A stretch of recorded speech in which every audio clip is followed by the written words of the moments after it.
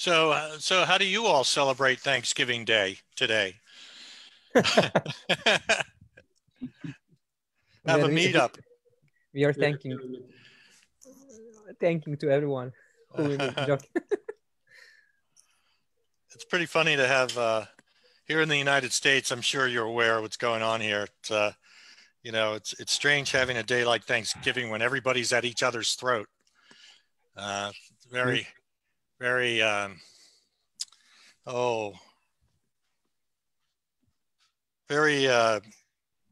environment with a lot of conflict right now. Are you democratic state or swing state or? Well, I'm in Pennsylvania, so we are very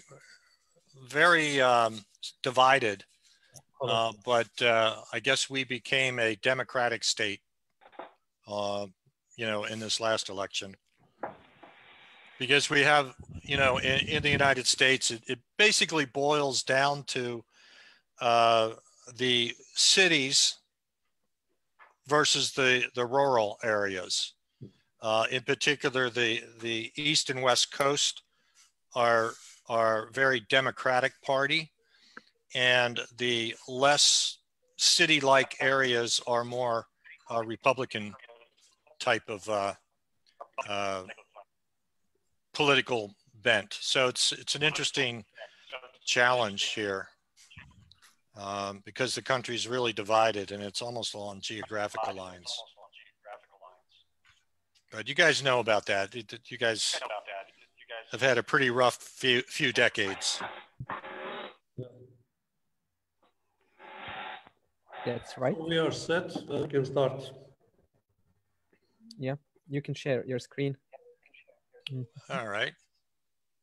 With the meetup. Okay. Data Science Serbia has been promoting data science and AI for the past few years. From this year, or more precisely from today, we are launching a new chapter that will promote quantum technologies and their usage or applications. Good evening, everyone, and welcome to the first Quantum Serbia meetup. I'm glad to see that there are so many people who are interested in getting to know more about the quantum technologies. Also, as I can see from the names of visitors, there are a lot of successful professionals from the data science domain, but also people from the academy. That is exactly one of the goals that this group has set, which means overcoming the gap between academia and industry. The ultimate goal we set is to engage as many people as possible to take an interest and build careers, or perhaps for some of them to innovate or start business in this area. We have assembled a strong core team to implement all plans we set, which consists of several university professors, several very successful professionals from the industry, and I think that guarantees that we will succeed. Before we start with the presentation, I invite everyone to take a part in the event by asking questions in the chat window. My colleague Alex and I will moderate it and try to answer all of them. So now we can start with the presentation. Our first lecturer and the one who is opening the chapter is Terrill Frantz, a professor at Harrisburg University of Science and Technology in the USA. He teaches different courses in quantum computing and also run the Philadelphia Harrisburg Quantum Computing Meetup group and managing Quantum Palooza. I think it's like event aggregator. Am I right, Terrill? Yes, it's Quantum-a-Palooza. Palooza, okay. It takes a little while to get that out of the tongue. Yeah. I will share the links later in the chat window. Professor Frantz will give us an overview of the current state of the quantum technologies and possible impacts of it on data science profession. Welcome, Terrill. Thanks for joining us, and we are happy to hear from you. Well, thank you. Thank you very much. And good evening, everyone there at Quantum Serbia. I don't know if this is correct on the top of my screen there, but I gave it a shot. But I'd like to give you a warm greetings from Harrisburg, Pennsylvania, from Harrisburg University in particular. Just quickly, by way of introduction, I'm physically in the state of Pennsylvania. If this is the United States, we're up here, and Harrisburg is the state capital for what we call a commonwealth. It's technically not a state, but for all intents and purposes, it's a state, one of the 50 in the United States, and I'm right here. And to give you an idea, it's particularly warm today. It's 60 degrees and sunny here in Harrisburg, which is kind of warm for this time of year. But anyway, greetings to all of you, and thank you very much for having me. I'm really honored that this is the first meetup that you've held, and I wish you success in many, many more. As mentioned before, I run a meetup group here in the United States. In fact, I run several meetup groups around the world, actually, but the Philadelphia meetup group, we've had roughly 70 events in the past, let's say 9 months or so, 8 months. So we're quite active. We'll probably take a little rest here in the coming weeks, but I'm passionate about quantum computing. I'm rather new to the space. I've been in classical computing for around 45 years, since I was a little kid. And about 2 years ago, quantum computing found me. And for a whole number of reasons, I decided to pivot from classical computing and cybersecurity and things along that line over into quantum computing, partly because it's extremely interesting. And it's one of those technologies, unlike classical computing, that has really reached kind of a staleness to it, in my view. Quantum computing is just beginning. It's just in its infancy, and it has a lot of challenges. It's really difficult to learn, actually, at some level. And I'm just really passionate about it. Over the past 2 years, we've really been focusing in on workforce development here at our university. And just to finish the introduction, a little bit about the university itself. We're just a small school, university in Pennsylvania, obviously. We were just formed around 15 years ago and started this quantum journey about 2 years ago. And since then, we've developed courses at the PhD level, a master's program in quantum information science.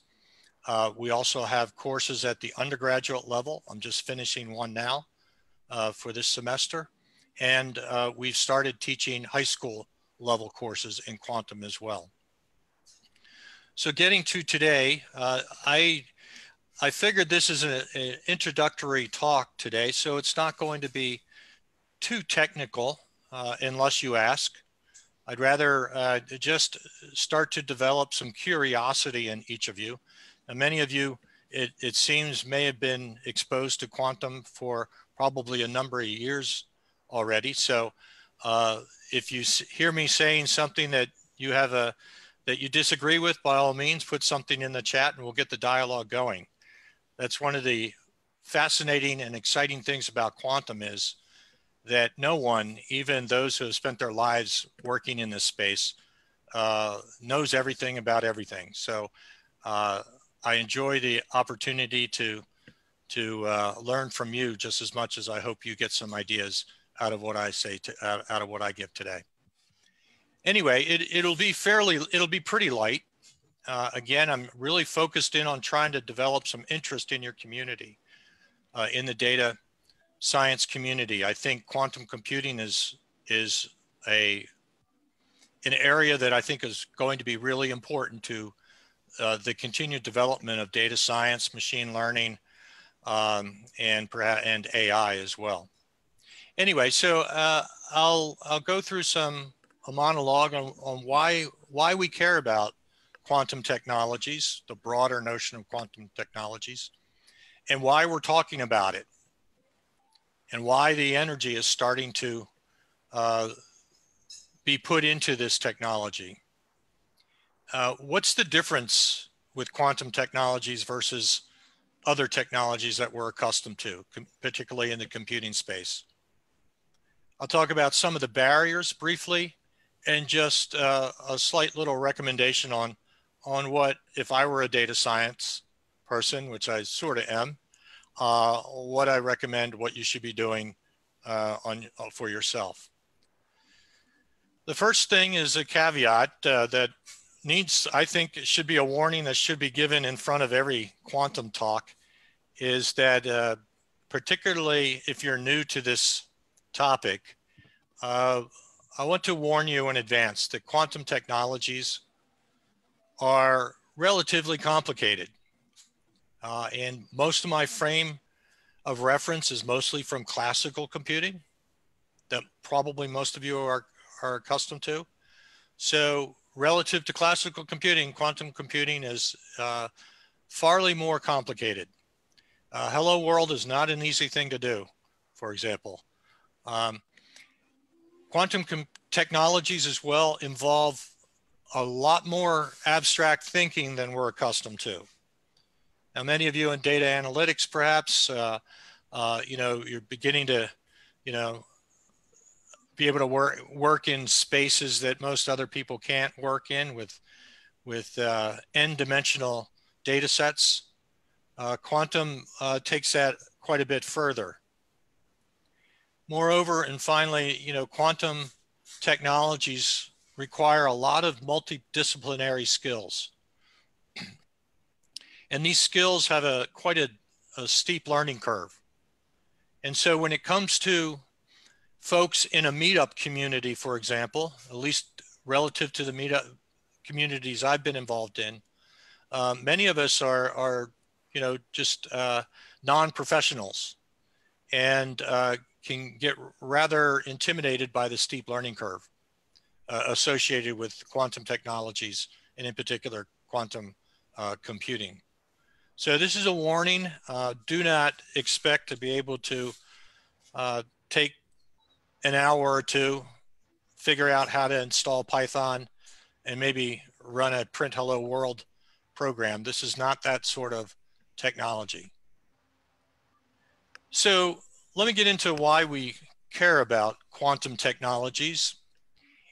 And I'm using the term quantum technologies as a very broad term, and I'll narrow it down after this into a little bit more narrow focus rather than just quantum technologies as a whole. But I'll start there. I'll start here. Why do you care? Well, you know, as an academic and lifelong learner, I come from industry before academics, but as a lifelong learner, I find it extremely fascinating and challenging because these quantum technologies are very different than what many of us are accustomed to.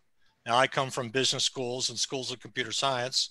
I don't come from with a physics background or engineering background per se. Software engineering, yes, but it requires taking what we experience in our everyday life and forgetting about it. The ability to project to predict the trajectory of a bullet or a baseball or a football is something that we kind of are accustomed to. But quantum technologies don't involve that kind of physics, don't involve the electricity like we think of electricity or voltage, etc.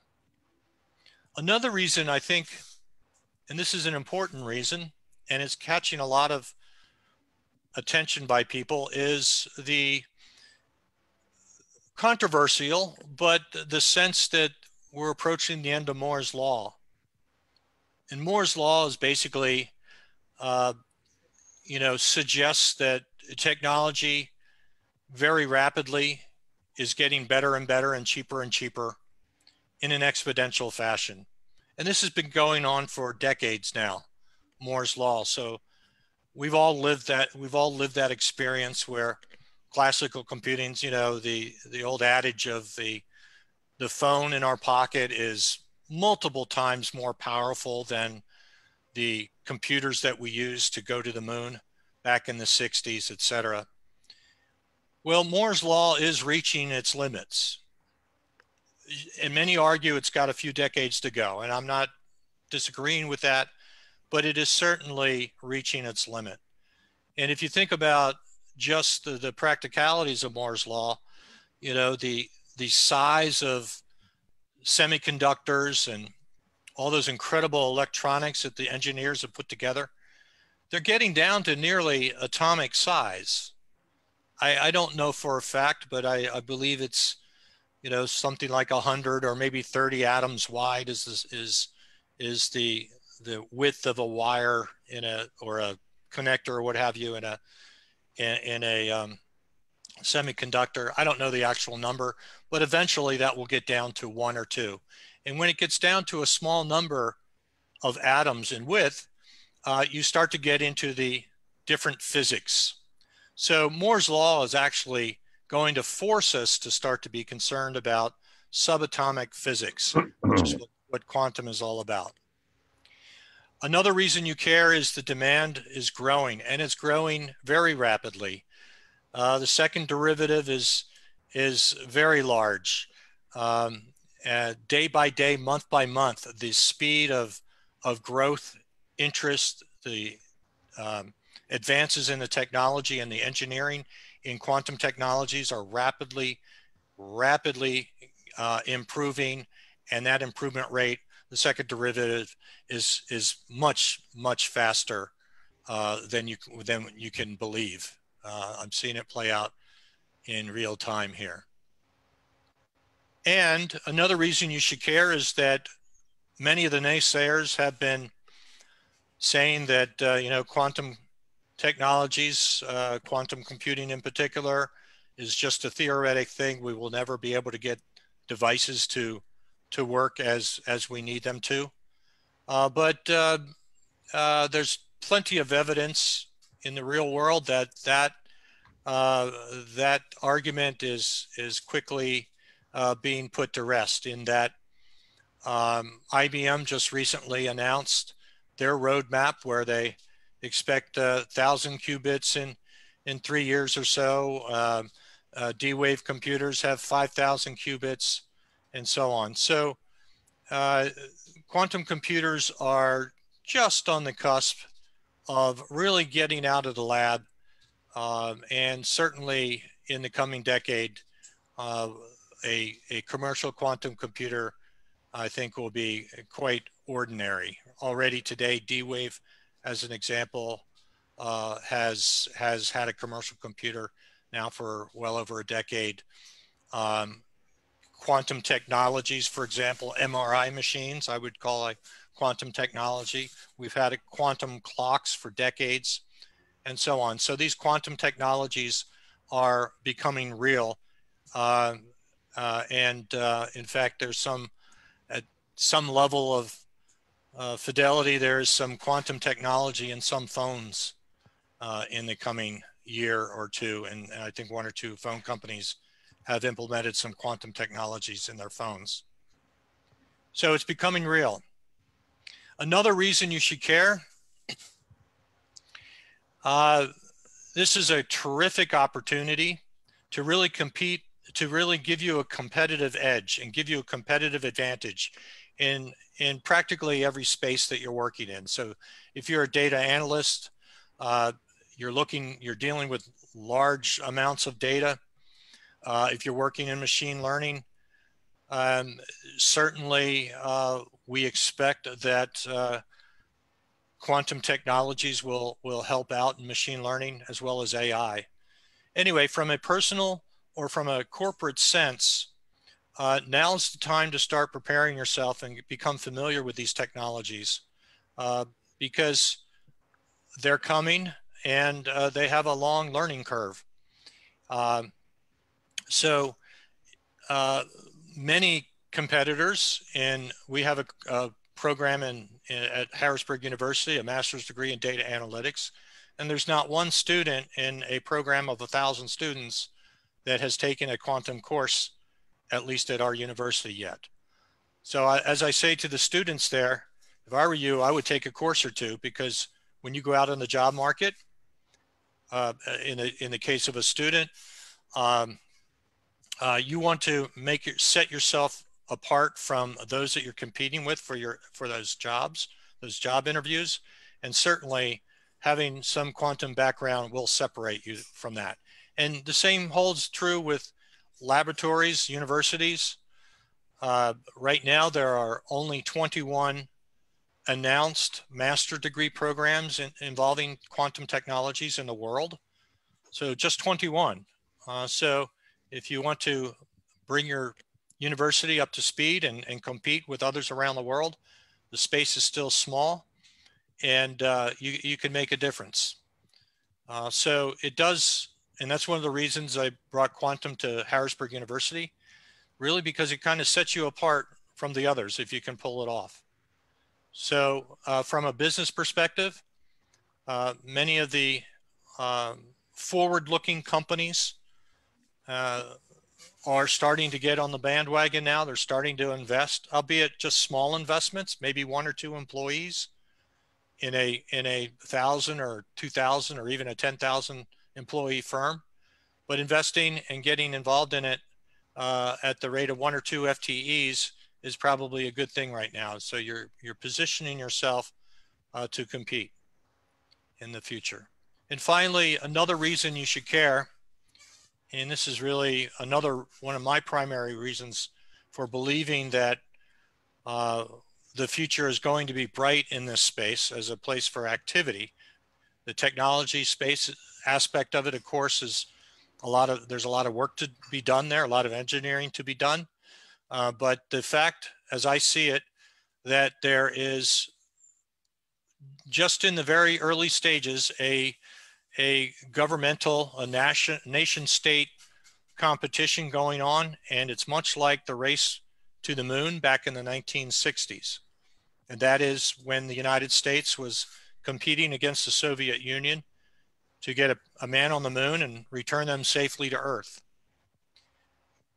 The reason for that was more political than technological, frankly. And that's what's shaping up right now between the United States, in particular, between the United States and China. Other countries or groups of countries are being involved in this race: the UK, the EU, Australia, India. But what I see happening here is the amount of interest at the nation state level, and therefore the amount of money that is going to be put into these quantum technologies, at least for the foreseeable future, over the next decade or two, will ramp up increasingly fast. There's already a bit of a one-upsmanship going on between the United States and China on investment. India's gotten in the game, et cetera. So the point is, why should you care? Is there's going to be a tremendous amount of nation state money being put into this, and that means that all of us, academics, industry, and others will find a lot of work to do here. So just bouncing back to Moore's Law, here's just a graphic.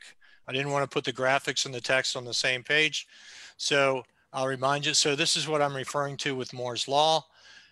You know, we're really kind of getting into stagnation, might be too strong of a word, with all due respect to the classical computing folks, but it is definitely, we're not making technological strides like we have been since I was a kid and before. Getting to the space race type of notion, the race to the moon. This is a chart put together by McKinsey on nations' investment in the quantum efforts in the technology space for quantum technologies. This is You know, this is these numbers shouldn't be considered hard numbers. It's very difficult to calculate such things. But to give you an idea, this is what the national spending looks like in relative terms around the world. And the key here, I think, will be the United States versus China. And just for conversation's sake, just like in the US versus Soviet example of getting to the moon or to space more broadly, many do think that in some aspects of quantum technologies, China may be ahead of us in the West, and I include everybody in Europe and so on. In that, in many parts of quantum technologies, China is believed to be a bit ahead of us. So it just adds more fuel to the argument that there is going to be some interesting competition going on.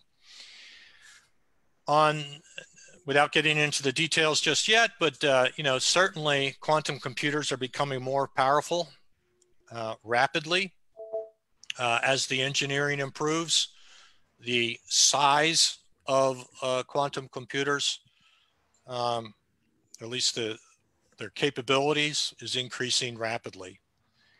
And just quickly, a qubit, you could think of it as maybe a bit in a classical computer from a physical perspective. When we start getting into the 1,000 qubit range, what we call logical qubits, we can expect the quantum computers to start to really make a difference in our everyday world, and we're not that far away from it. I was at a presentation 2 days ago, and Cold Quanta, for example, is a hardware vendor, and they're expecting to be up to 1,000 qubits within the next 3 years, much like IBM and others. So quantum computers are becoming more powerful. They are moving out of the labs and so on at a pretty impressive rate at this point. Now, you know, why are we talking about these quantum technologies? Well, and what makes it interesting is that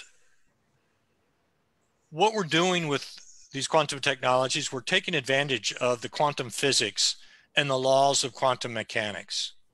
Now, you know, as human beings, we've been doing this for a million years. We've been taking advantage and using physics as we know it. And that's the key, as we know it. We don't experience quantum physics and the laws of quantum mechanics in our everyday world. And that's what these quantum technologies are all about. There's a whole different set of laws and rules and mechanical things going on at this atomic and subatomic particle level when it comes to physics. I'm not a physics, I'm not trained in physics. So to me, this is very interesting and very new. I trained in business and other more high level things. But there's a whole different science and world down there. You could think of it, we are land-based animals. Could you imagine if suddenly we were able to, live, breathe, and work in the ocean? It's a completely different landscape, a completely different world. And in these quantum technologies, we're working under the laws of how protons and electrons and photons work, the particles, if you will, of light, how they behave and what are their laws.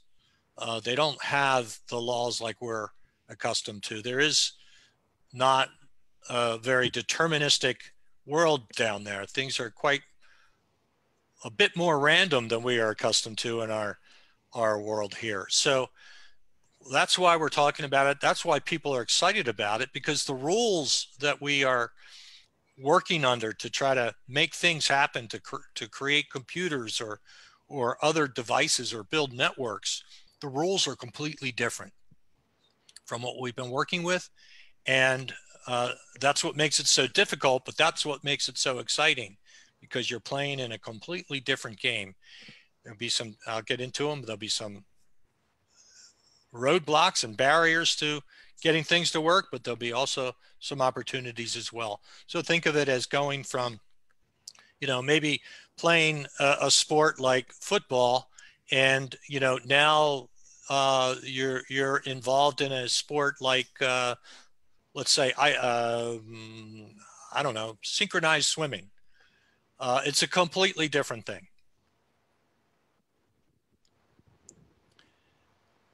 So when I speak of quantum technologies, just to be clear, quantum technologies is a very broad term. And here is where some of the confusion starts. Quantum technologies have actually been used for decades, as I mentioned before. We have things like atomic clocks. We have MRI machines, which use quantum technology. So there's a whole area of quantum technologies that involve sensors, metrology, and imaging, for example. And you know, let me give you an example of a use case in sensors. Is, you know, submarines, which are underwater, cannot use GPS systems, as I'm told. It's incredibly challenging for a submarine to keep track of its location in the oceans. And I'm told that quantum devices will or are being applied or being researched for military purposes, so that submarines do not need to come up above water to try to correlate their location, where they think they are versus where they are. They'll be able to use, there are quantum devices being developed that will help submarines keep track of the amount of traveling, the distance a submarine has traveled, for example. Things like just temperature and just ordinary things that we measure every day. There are quantum devices being developed to measure things which far greater fidelity than we have, you know, in measuring temperature with a little bit of mercury and some glass. There's a lot of work being done and exploration being done in the area of quantum cryptography. Many of you have probably heard about, you know, quantum computers breaking RSA encryption in some of our internet key distribution techniques and such. That, by the way, is all theoretical right now. Our computers, the quantum computers, are not large enough yet to break that. But there are some special principles of quantum technologies that can actually produce impossibly to break encryption. Right now, all of our encryption in data, as you probably are aware, is based on a challenging math problem with a one-way math problem with a backdoor to it, and with using quantum technologies, we can make perfect encryption that is not dependent on math games or puzzles. It's based on quantum physics, the randomness associated with quantum physics. And there are other aspects of quantum physics that are being looked at for things like quantum communications. So there is such a thing as a quantum internet being developed, and it has particularly unique features where you could think of it as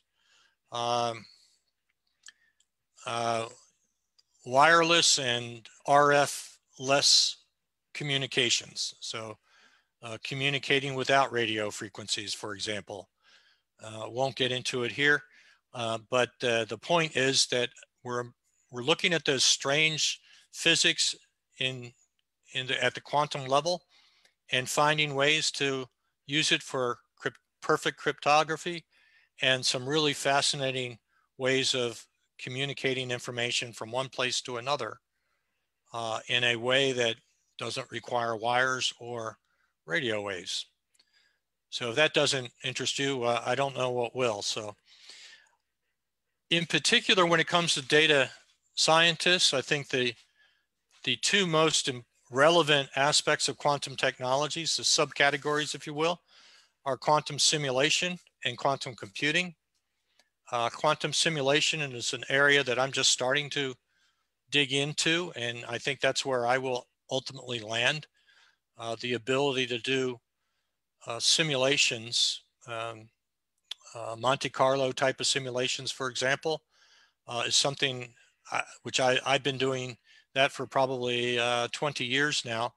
I've been modeling organizations and organization behavior in human organizations. And I use agent-based modeling to simulate that behavior. And because of the computing requirements of agent-based modeling and such, you know, I'm really limited as to the number of actors I can simulate in an organization. More importantly, the number of differences between actors I can toy with in a simulation. And with quantum simulation, in theory, I'll have much greater capability to represent an enormous number of states in a system. And that's just for me working with organization behavior, but probably much more importantly, the ability to simulate chemicals interacting with one another, biological systems interacting with one another, etc., are some incredible use cases, and I'll mention them a little bit later again. Now, quantum computing is the area that the meetup community is paying most attention to. It's what seems to be the most reachable by the most number of people when it comes to quantum technologies, meaning it thanks to companies like IBM making quantum computers available to the public for free. The interest in quantum computing in particular has zero cost when it comes to, you know, capital to get involved in. These others like simulation, communications, etc., you know, require equipment, but courtesy of IBM and others again, the cost to the capital required to get involved in quantum computing is essentially zero. So there's a tremendous amount, and that has spawned over the past 3 years a tremendous amount of interest by not only, you know, university researchers, which sometimes have a budget, sometimes they don't, but by the masses out there, the public, as well as companies. IBM making their quantum computer available to the public has just been an incredible catalyst in moving quantum technologies and in particular quantum computing forward. So they deserve a lot of credit to that. But this is really where I'll focus my attention to today, is on the computing aspect of it. So what are we, you know, continuing, you know, what we're talking about here? Quantum computers are commercially available. They have been in a lab for a decade or so now in small sizes, but anyone can get access to D-Wave computers, Rigetti quantum computers via AWS, Amazon's AWS service now. So anyone can plug in and start to experiment with those machines. Azure, any minute now, Microsoft Azure will take their cloud service for quantum computers out of really beta testing and make it available for anyone. That should be happening literally any day now, I would think. So we're talking about it because this stuff is real. It's still in the lab to a large degree. but there are computers that people can put their hands on figuratively and start to learn how to use these quantum computers. So that's why we're talking about it. Something to keep in mind when it comes to quantum computers and hardware, there are basically two types of quantum computing devices that you should be aware of if you're just joining us in this adventure. One is an annealing computer, an adiabatic computer, quantum computer, and the other is a gate-based quantum computer. The annealing type of computer is most often associated with the D-Wave quantum computer. Many of you may have heard of that. It's a Canadian company. They've been in production and have been producing commercial quantum computers for probably a decade now. And they should be commended. They really were on the forefront of commercializing quantum computing. They're kind of like the stepchild or the black sheep in the family of quantum computers. A lot of purists argue that the annealing type of quantum computer isn't anything to be excited about, but they are commercially available and they are solving real-world problems, not necessarily problems that a classical computer cannot quite reach yet. I would give it another year or two, and then we should pass the capabilities of classical computers if you're interested in annealing, in particular, optimization type of problems. The gate-based quantum computer is by far the most talked about, the most widely being investigated type of computer. And that's what I'll cover a little bit later today. When it comes to the gate models, there are lots of different modalities. There's lots of different ways to engineer a gate-based quantum computer. Things like ion traps and all kinds of modalities. You could use electrons, you can use atoms. The list goes on. There's 5 or 6 candidates that companies like IBM, Google, and so on are working towards. The jury is still out on which of these 5 or 6 or 7 modalities on hardware side will come to fruition.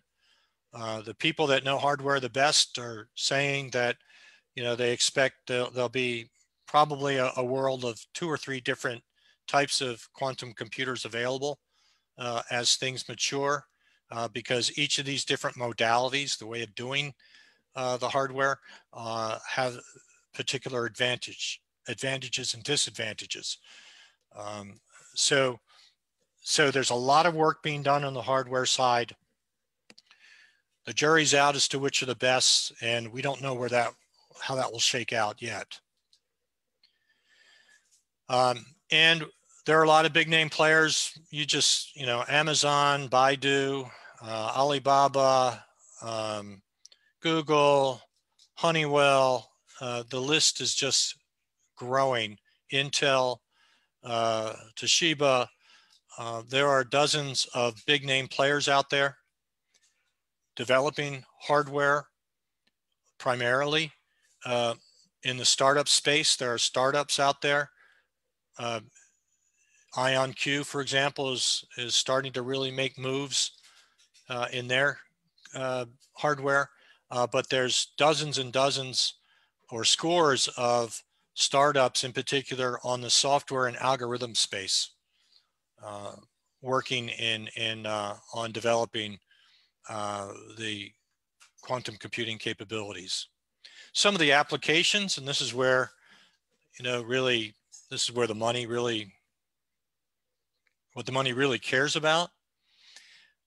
There's a tremendous amount of work being done on machine learning applications because of the parallelism-like features of a quantum computer. A lot of researchers are working on algorithms that We don't know for sure if a quantum computer will benefit the machine learning community, but I'll tell you this, there are a lot of companies out there and a lot of people, universities, working hard on quantum machine learning, QML, algorithms and techniques. There are companies, Goldman Sachs, JP Morgan, and many of the financial firms, Wells Fargo. They have entire teams working on quantum algorithms in the financial services space. Certainly, you know, when you get into simulation, the weather forecasting, the big win might be in biomedical world.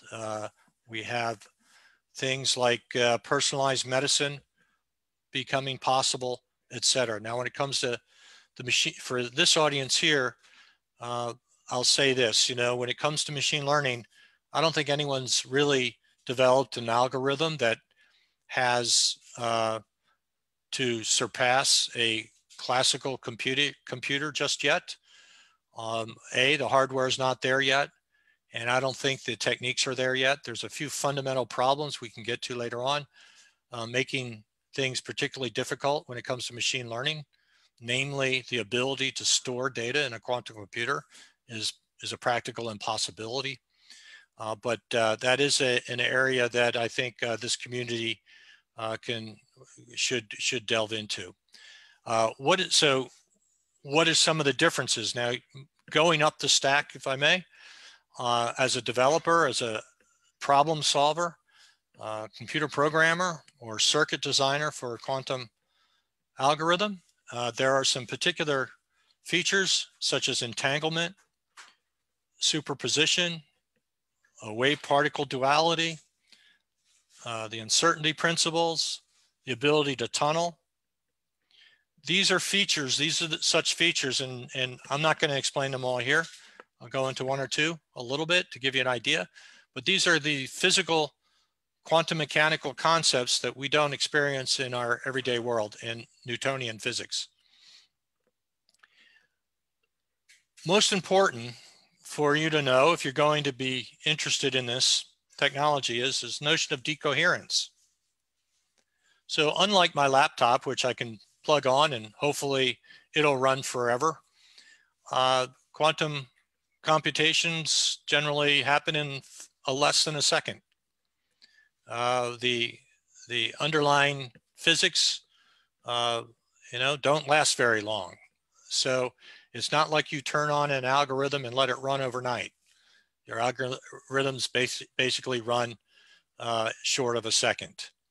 And so it's decoherence. So the qubits, if you will, the bits in our quantum computers last an incredibly short amount of time. So that's an interesting challenge. And there's a tremendous amount of environmental sensitivity in the quantum space, and that is electrons are for example, are affected by their environment. So things like light affects a proton or an electron, temperature, heat, anything like that will affect an electron, for example, that you are trying to control as a developer, as a software person. You're trying to control a subatomic particle, and that subatomic particle is constantly being affected by its environment. So you basically have to get down to near absolute zero temperatures to slow down the movement and the environment that these bits, or these qubits as we call them, operate in. So it's extremely difficult challenge engineering wise. So I'm noticing the time here. Let me get into some of the more gory details. I'll go by rather quickly. I wasn't planning to turn you into quantum computing experts in this first go. Again, I'm just trying to generate some curiosity and some interest in you if you don't have it already. But one of the first things to appreciate when you're dealing with a quantum computer at the software level, if you want to think of it that way, is that we're talking in, when in a classical computer, we're talking about bits. And most of us are familiar with the notion of an on-off state, where a laptop bit is either on or off. In the quantum space, we have what are called qubits. And a qubit is a entity that can have any value that you could imagine in the complex numbering space. But in short, we have a on and off state, but as this sphere here indicates, if you think about this sphere and we have a tensor, an arrow, let's say, that originates in the center of the sphere, we can move this arrow or this tensor around in this space here. That basically can represent any number that you care to think about. So this really has an unlimited state space, whereas a classical bit is either on or off. So if you think about that for a bit, no pun intended, that's pretty fascinating. It's one high school level example I give, in your laptop, if you want to represent the number 1.25 euros, that takes 64 bits, at least in a laptop. Whereas 1.25 will only take 1 qubit. Or if you want to represent, the number pi, you could represent the value of pi in a qubit. Whereas a classical bit, you're going to have a limitation there, even if you use scientific notation. So this is a fundamental difference between a classical bit and a quantum qubit. And this is why, we do get excited about a quantum computer that has 100 qubits to it, because we can represent an incredibly large state space with a qubit. Another difference that is something to pay attention to, most of you will have to learn the complex or imaginary numbering systems, imaginary numbers. Think back somewhere along the line, you learned about I, which is the square root of -1. We work in this complex numbering space all the time in quantum computing. Now, anybody who knows complex numbers knows, they're really not that difficult. But if you don't know much about complex numbers, or you haven't been exposed to I, it's pretty intimidating up front. But if you think about that, we only deal with the real numbers, sort of, in classical computers. If you deal with complex numbers, now you've got an entire another dimension of values to work in. If you're going to be working in quantum computing, you're going to need to bone up on your trigonometry. Shouldn't be that big of a deal if you've had some training along the way, but when it comes to folks learning quantum computing on their own, they get tripped up with the trigonometry because they may never have really used it before. So we use trig functions, sine, cosine, etc. When we refer to this tensor here, we're referring to the degrees, its position in this sphere. And so we need to be using trig functions quite a bit. Another real important thing that you need to be aware of, these qubits, when you measure them, you lose the state. So I think of it as a coin flip. So a qubit is a coin that is flipping in the air, and you're basically manipulating that coin in the air so that when it finally comes down to the ground and lands, it it ends up as either heads or tails according to what you want it to do. So a quantum qubit is very similar. When you measure it, you get either a heads or tails, or a 1 or a 0 in value. You cannot measure a qubit and get its current state. It's a probabilistic thing, whether it's a 0 or 1, just like that coin flipping in the air.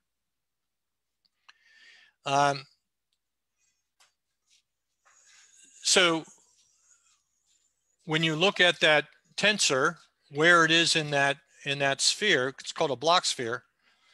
That position of that arrow in that block sphere determines the probabilities of a 0 or a 1 coming up. So for example, here in this block sphere here, if the arrow is if the tensor is pointing due north, for example, in X, Y, Z coordinates, and you measure it, you get a 0. If it's pointing down here, you'll get a 1. If the tensor is pointing over here, let's say, you have a 50% probability when measured that it'll be a 1, and you have a 50% probability when measured it'll be a 0. Now, if you move the tensor here, for example, you have a 75% probability that when measured, this will go to a 0, and a 25% probability when measured, it will go to a 1. So this gives you a flavor. I'm not going to talk about a lot of details here, but it gives you a flavor of some of the challenges when you're working on quantum computing algorithms. You got a completely different world than what we're accustomed to in classical computing, which is let x equal 1 plus 2 or something like that. This is a very probabilistic world that we're working in. So to program a quantum computer, we're basically taking this tensor and we're moving it around in this block sphere effectively, so that when measured, we'll get the correct result. Let me just take 2 more minutes here, and I guess we'll open up for questions. I got a few more things here to go over, but I want to just give you an example of what I'm talking about here. So if this is a qubit, for example, and here the tensor's here, it's at state 0. Now, if I set the tensor to, if I move it down to the bottom here, to the south pole, if you will, when I measure it, it will be a 1 for sure. It's 100% guaranteed to be a 1. Now, if I move the, let me just set it to 0. If I move the tensor to here and I measure it, it's got a 50% probability. Here's the probability of 0. Here's the probability of 1 and the probability of 0. Here, it's a 50-50 probability. If I move that around a little bit, you'll see the probability changes slightly here in this case. If I move it here, I'm moving the probability around. Here, it'll stay the same because I'm moving it around different axes on the ball, on the sphere. But essentially, that's the game we're playing. Moving this tensor around so that when we measure it, it gives us a 0 or 1. There's a lot more to it. We have what are called circuits instead of programs per se. So here, each one of these lines here, this is a simulator that's available online. Each one of these lines is a separate qubit. So here, if I put what's called a Hadamard gate, just like in classical computings, we have AND gates, NOR gates, NOT gates, etc. In quantum computing, we have something similar. This is called a Hadamard gate. And the Hadamard gate takes a state 0 tensor, so it's pointing due north, and basically moves it to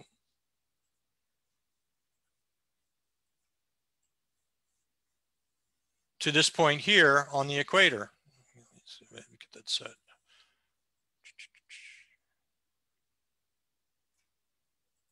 It moves it here, so it's 50-50. So here, you'll see in this simulator, it's at 50%. And if I pull another Hadamard gate down here, et cetera, you'll see that this is 50%. So to give you an idea of what a circuit, we call them circuits, looks like, we have these qubits here, and then we apply these gates, which are matrices. We apply these matrices to these states and come up with new states, et cetera.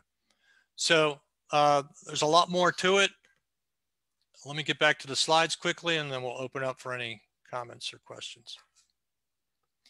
So what are the barriers quickly? The problem is with this technology, errors, as I mentioned before, with decoherence and noise caused by the environment, and the ability to control the subatomic particle is still creating a lot of errors. The IBM machine, for example, has a very high error rate, whereas the IonQ machine, which is a startup company, which has a different hardware modality, has a much better error rate, but it's far slower in how it responds to the gates, et cetera. The decoherence is a huge problem. We're working on how to extend the life of qubits so that they don't disappear in a flash. And probably one of the biggest barriers, mostly on the social side, is the uncertainty of the technology. We don't know for sure if these quantum computers in particular will actually be better than the supercomputers we have today. We're not sure about it. Let me just end. And so those are the big challenges coming up here. What a data scientist should be doing, in my opinion, is starting to learn about this stuff. And in particular, YouTube and meetups around the world are having probably 1 or 2 quantum machine learning events, certainly 4 or 5 per month, that I encourage you to delve into. They'll talk about, support vector machines and all that goodness. One of the problems specific to machine learning is the decoherence problem. There's really not a thing such as quantum memory right now in the way we think of it. So that is a big barrier to machine learning. But using hybrid techniques where we're going between classical computing and quantum computing, a lot of people think there'll be some dividends coming from the quantum computer. So let me just end here.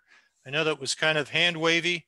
I tried my best to get a little bit of whet your appetite when it comes to the challenge of and excitement and oddity of programming a quantum computer.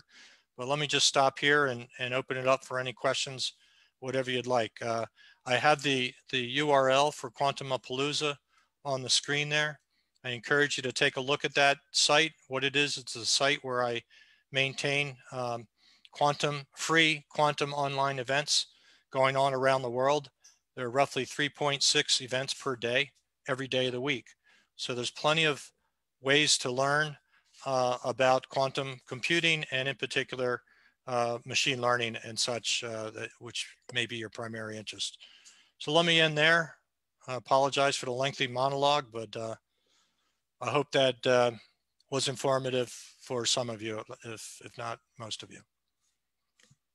Any questions? First of all, thank you, Terry, for your wonderful presentation. For me personally, it was very inspiring, and I think that you managed to, let's say, fire up the public, because we have a lot of questions. So we will start with the questions without any further hesitation.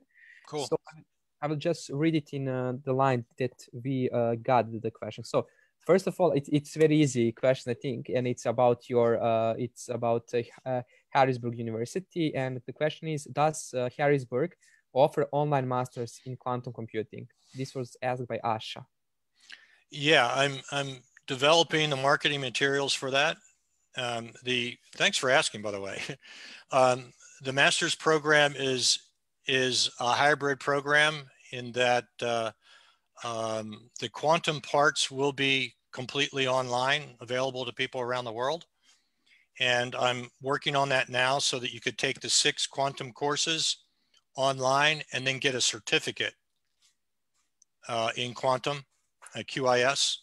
And then if you choose, you can work out finishing a complete master's degree that might require coming to the United States once or twice. I'm not sure.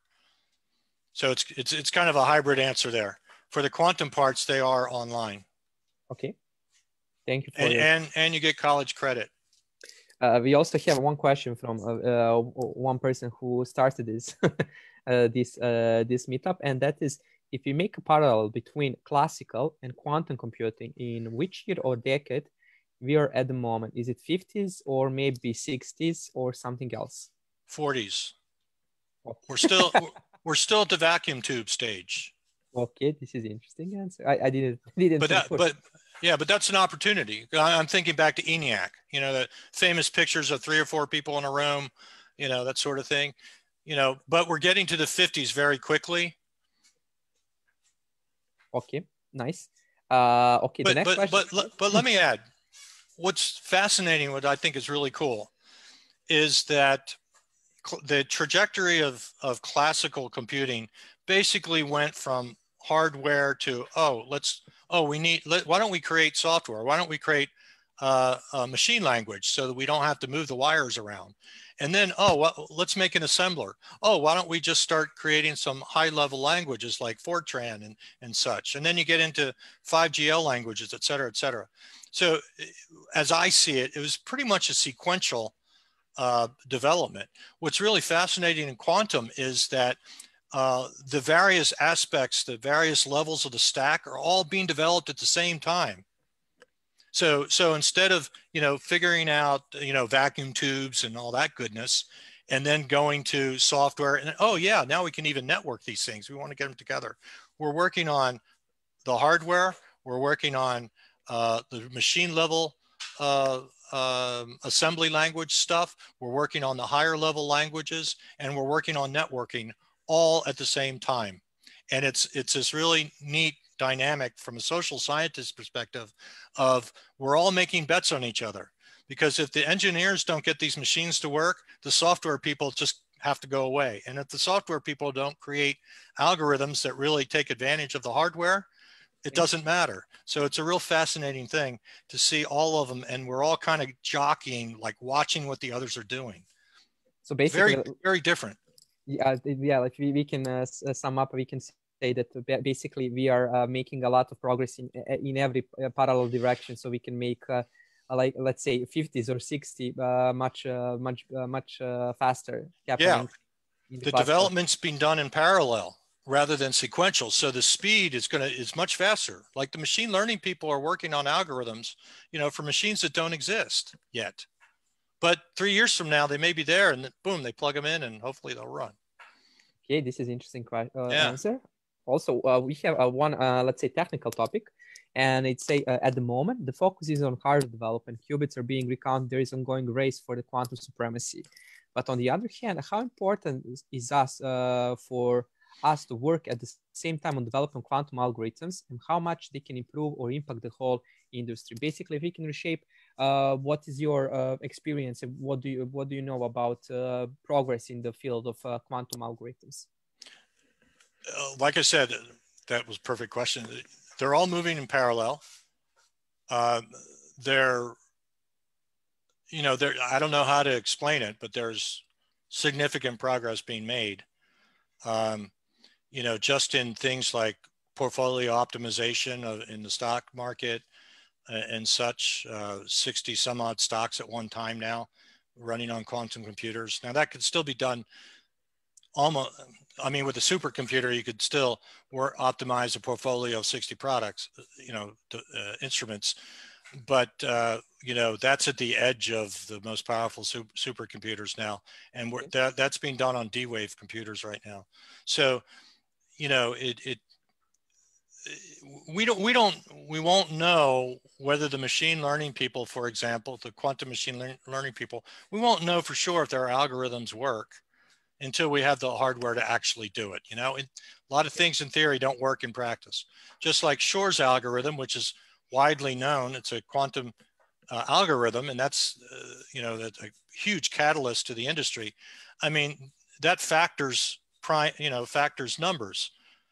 It does prime factorization on a number, and the largest number I think to date is, you know, in the 70s or maybe 100 that we've been able to factor. It's like trivial. Okay. But in theory, you know, when we get 1,000 machines, you'll be able to break, you know, RSA encryption, 1,000 qubits. So a lot of progress is being done, but we don't know for sure if it's real progress until we can actually run it and do it. But, you know, that will happen fast. That's the thing. It's not sequential. It's all in parallel. Okay. So, you know, a month after, you know, we get a 2,000 qubit quantum computer, you know, we'll be breaking RSA encryption like in 30 days because all the work's been done. Okay. That's why you have to prepare now. Totally understandable. And also, if you didn't, if somebody of you that didn't see, Sasha has excellent remark that there are different kind of quantum safe algorithms. Some existing encryption algorithms are relatively safe, which is not the case with RSA. Some of these new algorithms rely on symmetric keys. This is the case where a function will produce two symmetric results from one single input. It is very difficult to reverse engineer the input. So some functions include randomness to produce outputs, but the standardization organizations are still working on selecting really quantum safe protocols. You can check the ITU, for example. They have launched several working groups to agree on this new standard. So this was the comment also from Sasha, and it was totally combined with what you said. And one additional question regarding algorithms is, what are the key features of quantum resistance algorithms which make them resistant to quantum computers? So post-quantum cryptography is being shepherded by NIST, the National Institute of Standards and Technology in the United States. They have a competition going on. There are 7 final candidates right now. There's one basic type that looks to be, they tell me, is the most promising, and it's one based on vectors, where or lattices rather. I'm sorry. So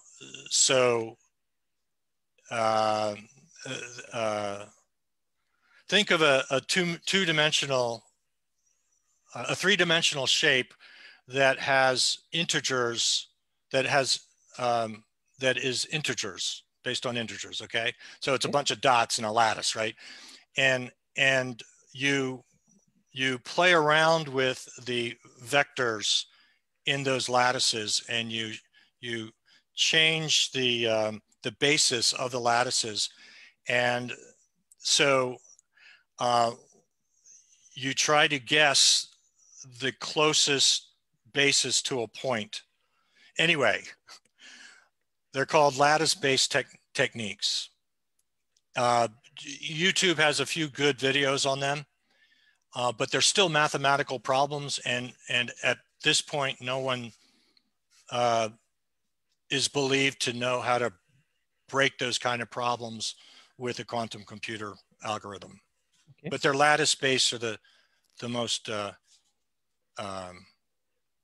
likely winner. In 2023 they'll come out with that. And keep in mind, so what is of concern here is the key exchange that goes on. So the symmetric key cryptography that goes on, most of the exchange of data, that, you know, with AES techniques, that will stay. It's the key exchange at the beginning of a protocol between two computers that is what will be changed. RSA is where you and I, as a client or two clients, share the keys. We need to figure out how to get a shared key. And that exchange there is the RSA exchange. It's that initial setup is what is RSA and which can be broken. Okay.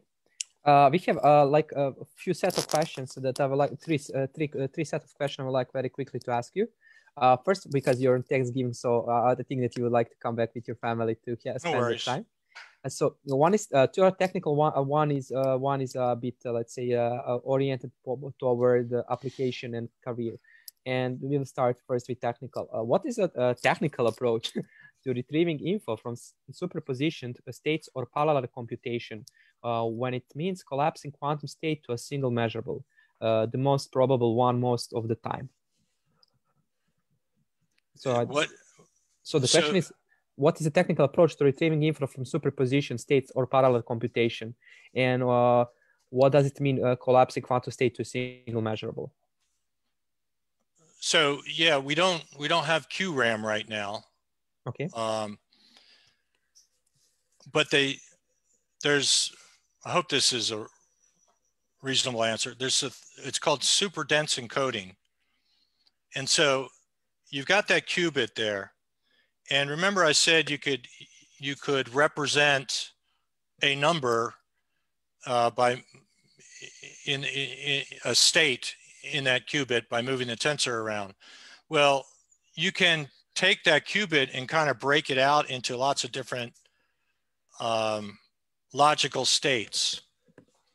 So with one qubit, like imagine you needed to keep track of a 4-bit value, 1101, let's say. Well, you can represent those 4 bits in that one qubit just by thinking about it as the number 1011 or something, or whatever. Okay. So it's called super dense encoding. Right, so that's the best we've got. So you can put a lot of data into a single qubit, but the fact is it decoheres very quickly. And that's what people are trying to figure out. That's what the machine learning people have the biggest problem with is, you know, you're processing lots of data, right? And quantum computers are not about storing data. Quantum computers can't even add, for goodness sakes. Okay. It's true. So basically, okay, we will now switch to one non-technical, and that is, it has a 2 parts. First one, from the current position, which field can benefit mostly from the quantum computing? Biology. You know, the chemical compounds and stuff. So what a quantum computer is especially uniquely suited for is representing, you know, think of it as a network, right? A social network, right? You could, where the expensive part is keeping track of the number of relationships between all the nodes in a network. And so, like, I'm not a chemist, but I think that's how chemistry works. You have a compound or something and it has a relationship with other compounds. And right now there's a limited number of relationships that they can simulate. With a quantum computer, that number of relationships basically goes to infinity. And so they could actually, you know, do computer modeling of the COVID virus perfectly because you're not limited to the number of relationships, you know, that little compound has. That, you know, that's the real exciting part, in my opinion, of quantum computing. It's not really that it might be a little bit faster or a lot faster in some cases than a classical computer, but the state space is so much greater. You know, a single quantum computer, you'll be able to represent every grain of sand in the world, for example. Okay. Which is a ridiculously large number, but because of the way nature handles that, we can represent that state. So that's why I think biology and chemistry and all that, weather prediction, the same thing. You'll be able to put like the weather for the globe into a quantum computer. Yeah, basically this was also like we had recently at the conference Bob Sutter speaking, and he basically gave the same answer as you, that he believed. Oh, good. Yeah, basically when you said biology, and by that you mean basically I think that there is a let's say there is a alignment between people who are inside the quantum ecosystem, which can be the first thing. And I think personally I see it very, I learned a lot from Bob Suter too. But yeah, so that's to me, that's the main thing, is the number of states you'll be able to represent. And that means I could, in my quantum computer simulation, I could have an agent node in my simulation for every human on Earth. Yeah. And their children. That sounds a bit, let's say, a bit creepy to be. Well, the hard part would be getting that data. So you still need to model the data, of course. but actually that's not getting so hard now, right? If you take Facebook and you take WeChat from China or whatever, and you put them together, you got 95% of the world, right? Yeah.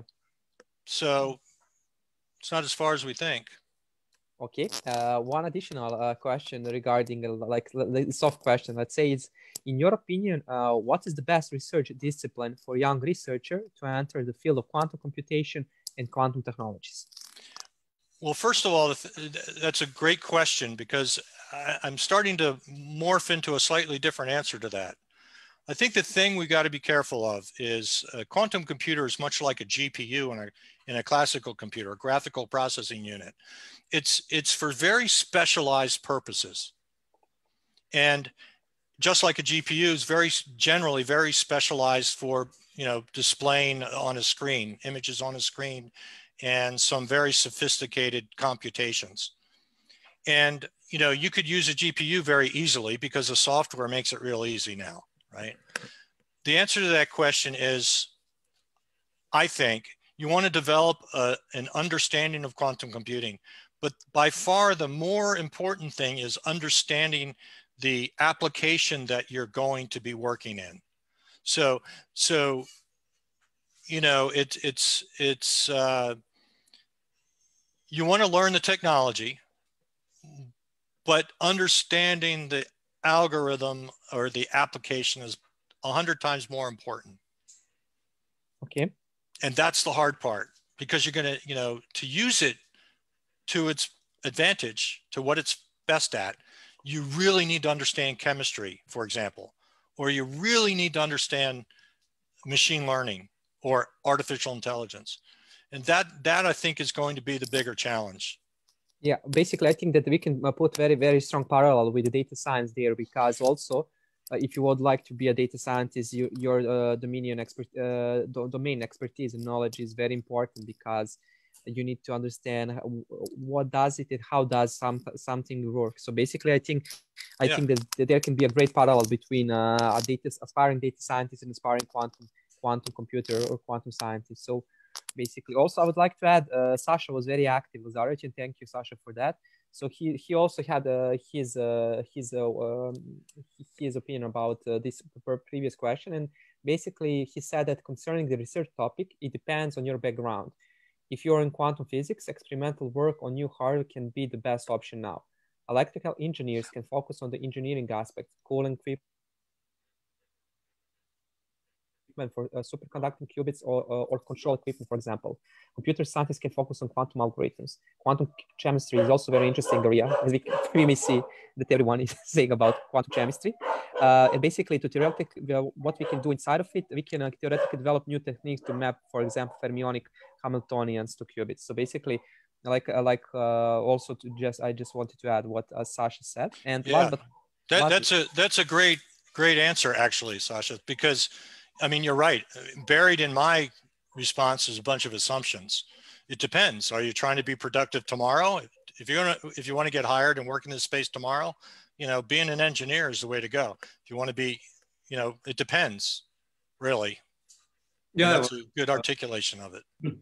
Well, I have noticed actually that there is a lot of investment, and as you have mentioned in the beginning of your presentation, quite a strong race between different countries, regions, and corporations in who is going really to develop and produce better computer. And as there are several competing technologies, well, that is the very fertile ground for research topics and for interesting projects. And that is actually what is a bottleneck currently for the further development of quantum computing. So for those who are in quantum physics or in theoretical physics, I think it's very logical, and it can be very good to develop the career in that hardware development field. But of course, I mean, it's not only that hardware domain that is developing. So you have just mentioned that the interlock between the practical domains, between the industry, the applied algorithms, and what the quantum computing can offer is also very important, because you need to understand exactly on one side how these quantum algorithms work, the other side, what are the most complex problems that cannot be resolved now with the classical computation, and how they eventually can be deployed or implemented with quantum computers. And that is also very difficult area. So those who know, I mean, as you have, I agree totally with you, as you have mentioned, that those who understand those disciplines exactly what are the most difficult problems, they will be able actually to benefit maybe the most when we have more advanced computers. Yeah, I mean, you know, it's really, there's a tremendous amount of opportunity in every aspect. And it's really, I think, you know, which drives an individual the most. You know, is he or she an engineer? Do you like that kind of stuff? Do you like algorithms? Or do you just like biology? If you love biology, learn some quantum, because it'll, you know, you can start to grow plants in a computer. Yeah, but yeah, there's so much opportunity. That's what's tremendous about it. Yeah, sounds very interesting to be honest about building. Okay, and the last question, but not the less important, and it was from while you were presenting the sphere and the complex representation and E number, and there was a question: what can you say about the states in the sphere? If you can relate to which part of your presentation I'm pointing toward. It was like no previously. So I think it was 14th, I think. Oh, got a slider? A little bit. No, it was here, yeah. Okay. So so the state is the position of the tensor in the sphere. And it's got 3 axes. And you know, think of it as 3 coordinates. And that's the state.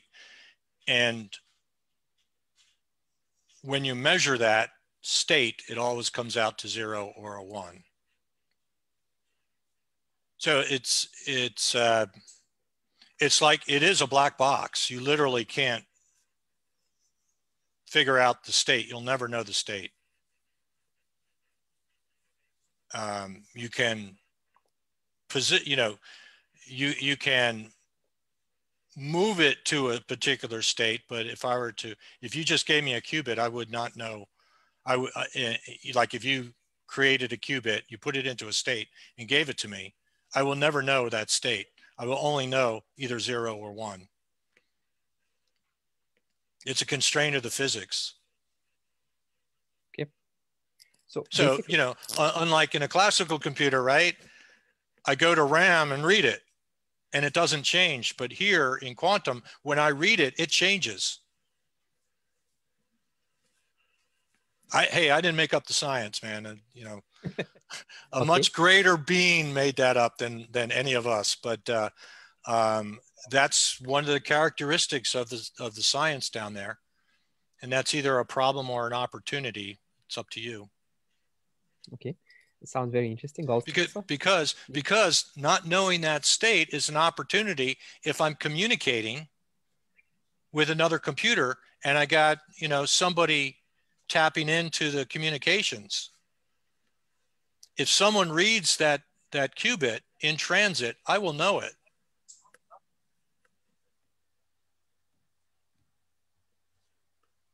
That's why we have quantum communications, is because if you have a listener on that communications, you will know when you're being eavesdropped on. Unlike today, right? I can intercept your internet communications and you would never know it. Yeah, okay. So basically, I think that this was the last question that we got. Okay. Terrill, I would like personally to thank you because for your very detailed and very excellent presentation. It was Thanks. very pleasant to listen to you, how you explained the basics and the fundamentals of the data science, of the quantum computing, and how it can be also in one part, how it can be, what data science can do. Also, thank you for your answering to the questions. Like I said, we had a lot of questions. Usually, we don't have this much questions, so I think that the people in the public attendees were very excited and very motivated for this lecture. So once again, I would like to thank you in front of Quantum Serbia initiative and also Data Science Serbia, and for sure, like for everyone else, we will keep in touch. Soon we'll have one additional meetup, which our speakers will be Marina Radulashki and Ognjen Markovic, who are US researchers from Serbia, and they are doing their research in part of quantum computing. So you can, and quantum in general, so you can also hear their stories, how they start their career, and what they can say as somebody who traveled from Serbia to US to be part of a quantum ecosystem there. So thank you all, and we will keep in touch. My pleasure. And yeah, okay. My pleasure. And I'll make sure that I get your meetups on Quantumapalooza so everybody can drop in. Thanks. Okay. Ilya? Thanks. Yeah, I also want to thank Terrill and to invite all participants to join us in the future events. And also, since we are still at the very beginning, if anyone wants to take an active role in the community and help us in building it, feel free to contact us and join us. So thanks everyone, and good night. Have a good one. Bye-bye. Thank you. Bye-bye.